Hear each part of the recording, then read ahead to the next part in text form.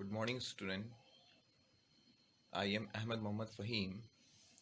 Today I am going to start first chapter of class 12th physics, that is electric charge and field. Dear student, this is the overview of complete syllabus of class 12th physics. In this unit 1, that is electrostat, it includes the first two chapters, that is chapter number 1 electric charges and field, and chapter 2 that is electrostatic potential and capacitance. So both the chapters are coming in unit first, that is electrostat. And in the same way, there are other units in this complete syllabus. So we have to study one by one each chapter, and the marks weightage is also given here. So the paper is coming of 70 marks. This is the content of chapter 1 of physics, that is electric charges and field. In this we have to study these following topics. First, we will study about the introduction part of this chapter. Second topic is about electric charge. Third, we have to study about conductor and insulator. Fourth is the charging by induction process. Then fifth is basic properties of electric charges. And then sixth is Coulomb's law. Then seventh topic is forces between multiple charges. Then eighth topic is electric field. Next ninth topic is electric field lines. 10th topic is electric flux. Then 11th one is electric dipole. And 12th topic is dipole in a uniform external field. Then next is continuous charge distribution, and 14th topic is Gauss law. Then at last, application of the Gauss law. In this chapter, the first topic is electrostat. That means the static electricity, or it deal with the study of the forces and field due to charges at rest. So electrostat means the charges at rest. Then next thing is electric charge.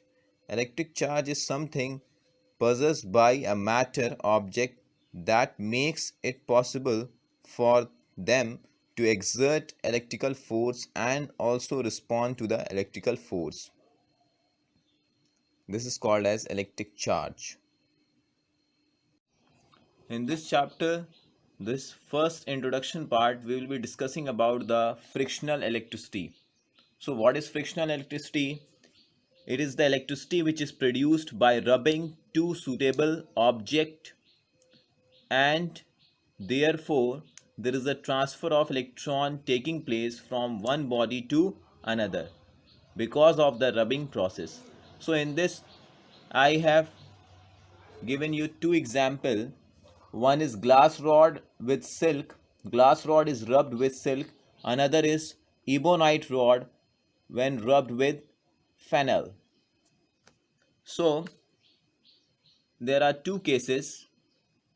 When the glass rod is rubbed with silk, the glass rod acquires positive charge, whereas silk acquires negative charge because the electrons in the glass rod are loosely bound in comparison to that of the silk. So when these two bodies are rubbed, there is a loss of electron taking place in glass rod, and there is a gain of electron taking place in the silk. So the electron is getting transferred from glass rod to the silk. Hence, glass rod acquire positive charge and silk acquire negative charge. In the same way, when ebonite rod is rubbed with phenyl, then ebonite rod acquires negative charge and phenyl acquires positive charge because there is a transfer of electron taking place from phenyl to ebonite rod. The body which is getting negatively charged, it means it is having excess of the electron, and the body which is getting positively charged, it means it is having depletion of the electron. These are the some of the examples of the bodies which are getting positively charged, and these are the example of the bodies which are getting negatively charged. When glass rod is rubbed with silk, glass rod acquire positive charge, silk will acquire negative charge. When wool or fennel is rubbed with amber, ebonite, or rubber or plastic, then wool and fennel will acquire positive charge, amber, ebonite, or rubber or plastic will acquire negative charge. In the same way, when ebonite rod is rubbed with polythene, then ebonite rod will acquire positive charge and polythene will acquire negative charge. In the same way, when dry hair is rubbed with comb, dry hair will acquire positive charge and comb will acquire negative charge.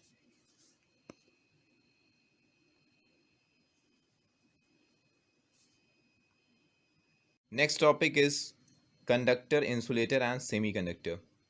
So, as you already know, what is conductor? Conductor is a substance which allow an easy path for the flow of electric charges, or the electric charges easily move through it.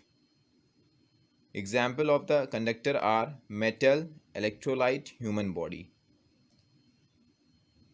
Next is insulator. Insulator are the substance which do not allow the electric charge to move through it. The example of insulators are non-metal, plastic, gases, etc. Insulators are also called as dielectrics. Then there is one another property about the insulator, that is dielectric strength. Dielectric strength is a property which defines or which tell us the maximum electric field that the insulator can withstand without or before breaking or leakage occur and it become a conductor. So hence the greater the dielectric strength, better will be the insulator. Next topic is semiconductor. Semiconductor are the substance which do not allow the flow of electric charge at low temperature, that is 0 Kelvin, but it allow the flow of electric charge at room temperature, that is 300 Kelvin. The example of semiconductor are silicon and germanium. Next topic, we have to start this charging by induction process. Before starting this topic, I want to have little discussion about conduction process, which you have already studied in your previous classes. In conduction process, whenever a charged body is coming in contact or physical touch with the uncharged body, there is a transfer of charges taking place from charged body to uncharged body. But this is not happening in this case of induction process. In this, we have one neutral body, that is metallic sphere B, and another we have a charged glass rod, that is A, body A. When this charged glass rod is coming closer to this neutral metallic body B, then due to this charged glass rod, because it contains positive charges, there is a redistribution of the charge taking place in this metallic sphere B, and because of redistribution of charges, the negative charge are getting accumulated towards the nearer end with respect to glass rod, and positive charges are getting accumulated at the farther end with respect to this charged glass rod. But still this metallic sphere B is uncharged or neutral. In the third step, we connect this metallic sphere with the conductor, and this conductor is getting grounded. So this positive charge is getting neutralized due to this earth wire or grounding. But still this negative charge is accumulated towards the glass rod because they are the bounded charge. They are bound due to this charged body. In the next step, we will remove this earth conductor or the grounding conductor, but still these negative charges remains on their position because of this charged glass rod. In the last step, as we remove the charged glass rod A, then this negative charges get evenly distributed throughout the body, and these negative charges are also called as induced charges because they are induced in the same body. They are not the external charge, they are the internal charges of that same body. So these are the steps which involve the charging by induction process, which I have already explained you. This is the first step, this is second step, and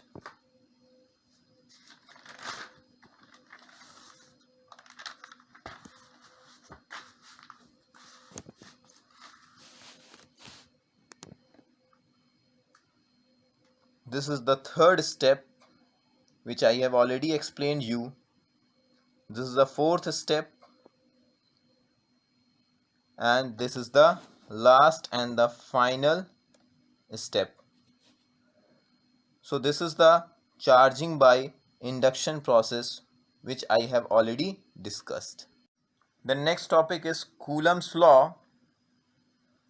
Coulomb's law states that the force between any 2-point charge is directly proportional to product of the charges, and it is inversely proportional to square of the distance between them. And you have studied the similar definition in class 11th in chapter of gravitation, that universal law of gravitation tells us that the gravitational force is directly proportional to product of their masses, and it is inversely proportional to square of the distance between them. So same as the gravitational force, this Coulomb force is also similar in nature. So there we have studied about the two masses. Here we have to study about two charges. This is the 2-point charge. One is Q1, another is Q2. If both the charges are positive in nature, then there will be a repulsive force will be taking place between them, and if one charge is positive, another is negative, then attractive force will be taking place. So according to Coulomb's law, Coulomb force is directly proportional to product of their charges Q1 and Q2, and this force is inversely proportional to square of the distance between them. Combining both the equation, we get F force, Coulomb force, is directly proportional to Q1 Q2 upon R square. So this F naught Coulomb force will be equals to, when this proportionality will be removed, there will be coming a constant K into Q1 Q2 by R square. This is the important formula, that is the formula for the electric force. between 2-point charges, where K is the electrostatic force constant. When charges are situated in free space, air or vacuum. This is the electric force when the point charges are placed in the free space, that is air or vacuum. K is the electrostatic force constant. In CGS system, K is equals to 1. In SI system, K, that is electrostatic force constant, is equals to 9 into 10 to power 9 Newton meter square per coulomb square. Because this unit has been coming from this equation, when this r square will be coming on this side and q1 q2 will be coming on the denominator on this side, so force unit is Newton, r square unit is meter square, and q1 q2, that is product of the charges, that is coulomb square. So therefore the unit of K electrostatic force constant is Newton meter square per coulomb square. It is also written in this term K is equals to 1 by 4 pi epsilon naught. Here epsilon naught is called as the absolute electrical permittivity of the free space. So epsilon naught is a term which is called as absolute electrical permittivity of free space. Then equation 3 can also be written as the F naught, that is magnitude of the force in free space, is 1 by 4 pi epsilon naught q1 q2 by r square, that is Newton. Unit of this force is Newton. This is the case first we have taken, when 2-point charges are in free space, that is air or vacuum. Now the case second is when the point charges are situated in a medium other than free space. It means when the point charges are in some medium other than the air or vacuum, then the force is given by F is equals to 1 by 4 by epsilon q1 q2 by r square, where epsilon is absolute permittivity of the medium. So epsilon is the absolute permittivity of the medium. We also know that epsilon is equals to epsilon naught into epsilon r. Epsilon r is equals to epsilon by epsilon naught. So epsilon r is the relative permittivity of the medium. It is also called as dielectric constant. Epsilon r is the ratio of the force between the point charges in free space divided by now the next topic, which I have already discussed in the slide about the basic properties of the electric charge. So it includes the 3 basic properties which is discussed in NCERT. The first property is additivity property of the charges, which I have already discussed in the slide, that electric charges are added by the simple rule of algebra. It means plus 10 charges are added with plus minus 10 charges, total net charge will be 0. Second property is quantization property, which is very much important. Quantization property tell us that electric charge is not a continuous quantity, but it is the integral multiple of charge on one electron. So the total charge Q is equals to plus minus Ne. Q is the total charge, N is the number of electron, E is the one electronic charge or charge on one electron. It is minus 1.6 into 10 to power minus 19 coulomb. Next property is conservation property of the electric charge. Conservation properties says that the total net charge of an isolated system always remain constant or conserve. This also I have discussed in the slide. Now the next topic we have to discuss is Coulomb's law in vector form. So in vector form, how the Coulomb's law is getting represented mathematically. So in this figure we have drawn the three axes, x-axis, y-axis and z-axis, and we have taken 2-point charge, that is at A and B, that is q1 and q2. Both are having the position vector from origin. For q1 charge, the position vector is r1, that is OA is the position vector of q1 charge, and for charge, that is q2 at B point, the position vector is r2, that is OB, that is the position vector of charge q2. Therefore, the vector starting from q1 to q2 is represented by AB. The vector starting from A towards B, it is represented by AB, that is R12 vector, that is equals to R2 minus R1 vector, that is final vector minus initial vector. In the same way, vector starting from q2 to q1, that is BA vector, from B towards A, that is R21, that is R1 minus R2 vector.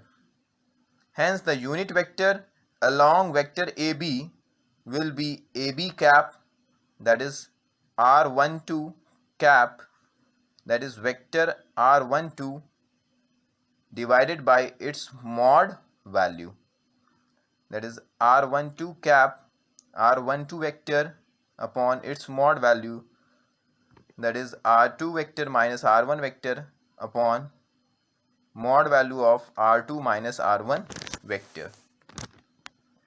Hence the force on Q2 charge due to Q1, it is given by F21. F21 is represented here, that is the force on Q2 charge. This is the force applied on Q2 due to Q1. It means that ये force Q2 पे apply हो रहा है and this force is applied by Q1 charge. So it is given by F21 and it is represented in this way. F21 is equals to K electrostatic force constant Q1 Q2 by R12 square, and along the unit vector R12 cap, because R12 cap is shown in same direction as that of the F21 vector. So the force is represented in terms of 21, whereas the position vector is represented in terms of R12. That is the direction vector of this force. So 1 by 4 pi epsilon naught q1 q2 upon r square, this unit vector, that is r12 cap, it is represented in term this way, r12 vector upon its mod value. So 1 by 4 pi epsilon naught q1 q2 upon r12 का whole cube into vector r12. So F21 force will be equals to 1 by 4 pi epsilon naught q1 q2 upon mod value of r2 minus r1 का whole cube into r2 vector minus r1 vector. This is the representation of the Coulomb force in vector form. In the same way, similarly, the F12 force is the force due to Q2 charge on Q1. This F12 force is the force F12 is the force on Q1 due to charge Q2 in this direction.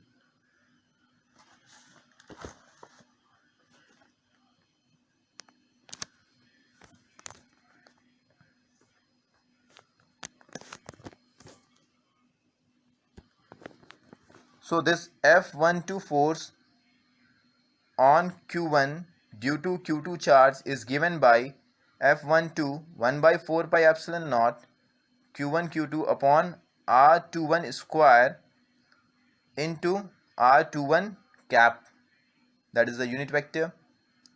Then it is written as 1 by 4 pi epsilon naught Q1 Q2 upon R21 का whole cube into R21 vector. So F12 force is represented as 1 by 4 pi epsilon naught Q1 Q2 upon R1 minus R2 का whole cube into vector R1 minus R2.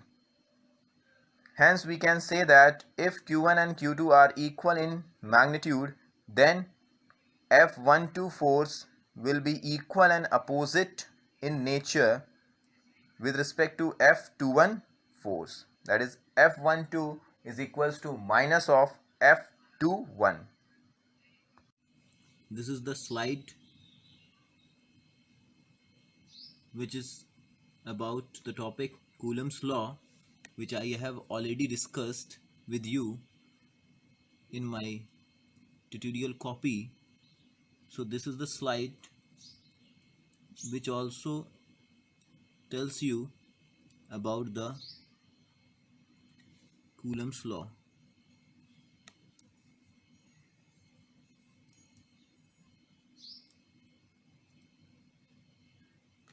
This complete discussion I have already discussed with you in the copy.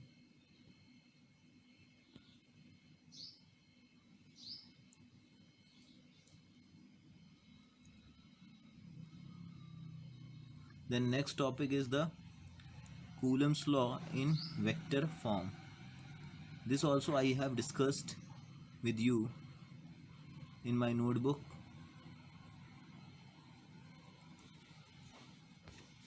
Coulomb's law in vector form.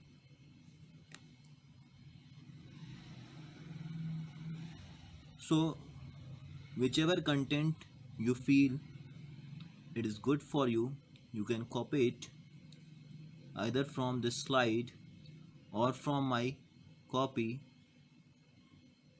or the notebook.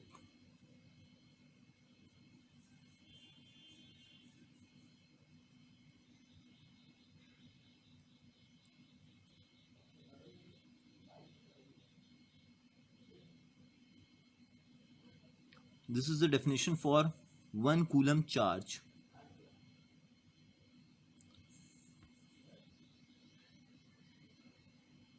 These are the other units of the